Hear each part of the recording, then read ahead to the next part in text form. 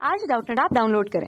Doubtnut पर अपने सभी गणित, रसायन विज्ञान, भौतिक विज्ञान और जीव विज्ञान के डाउट्स का करो सफाया। बस प्रश्न की फोटो खींचो, एक ही प्रश्न को क्रॉप करो और तुरंत वीडियो सोल्यूशन पाओ। अभी डाउनलोड करें।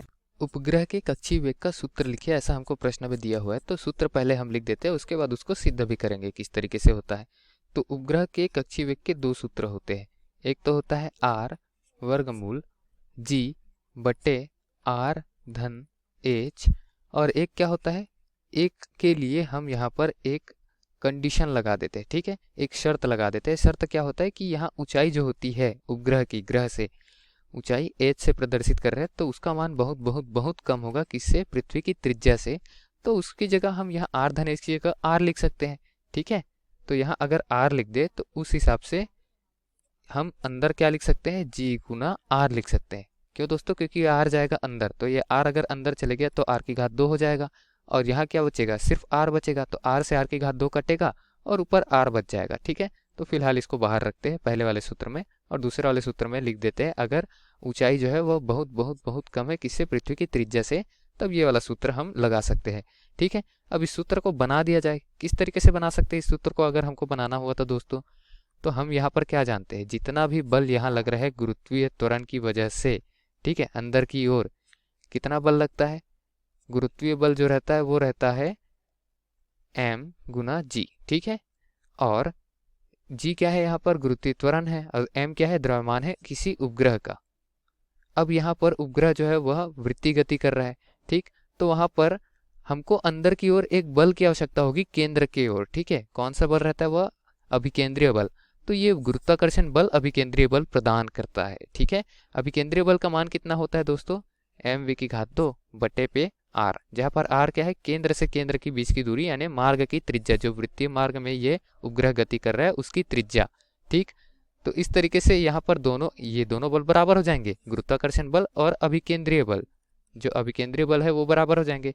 तो यहाँ से हम क्या लिख सकते हैं, यहाँ लिख देंगे, चलिए, अभिकेंद्रीय बल यहाँ पर क्या प्रदान कर रहा है, गुरुत्वाकर्षण बल प्रदान कर रहा है। तो अभिकेंद्रीय बल जो होगा वह गुरुत्वाकर्षण बल के बराबर होगा। ठीक है, दोनों का सूत्र हमने चित्र में लिखा हुआ है, तो चलिए मान भी रख देते हैं दोनों का। अभिकेंद्रीय बल का मान होता है द्रव्यमान गुना वेग की घात 2 बट्टे में त्रिज्या उस मार्ग की जिस मार्ग पर वृत्तीय गति हो रही है उपग्रह के द्वारा। गुरुत्वाकर्षण बल का मान क्या है, द्रव्यमान गुना त्वरण। ठीक है, m गुना जी। ठीक है, इस तरीके से v का मान निकालना है। तो दोस्तों v को एक जगह पर रखते हैं, m को दोनों पक्षों से हम हटा सकते हैं क्योंकि दोनों द्रव्यमान जो है उपग्रह के समान है। ठीक है, r को g से गुना कर देते, तिर्यक गुना, तो v की घात 2 का मान क्या आ जाएगा, r गुना g आ जाएगा।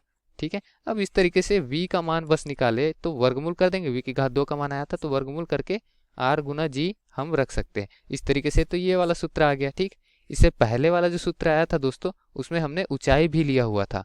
तो ऊंचाई लिया था तो यहाँ पर r की जगह क्या लिख देते, मान लिया कि ऊंचाई क्या है, h है, r हमने पृथ्वी की त्रिज्या मान ली, और कुल ऊंचाई क्या मान लिया, h मान लिया। ठीक है, r धन h, तो केंद्र से केंद्र के बीच की दूरी क्या हो जाएगी, पृथ्वी की त्रिज्या धन ऊंचाई, तो r धन h लिख लेंगे। r धन h का यहाँ पर गुना होगा। ठीक, r धन h का यहाँ पर गुना हो जाएगा।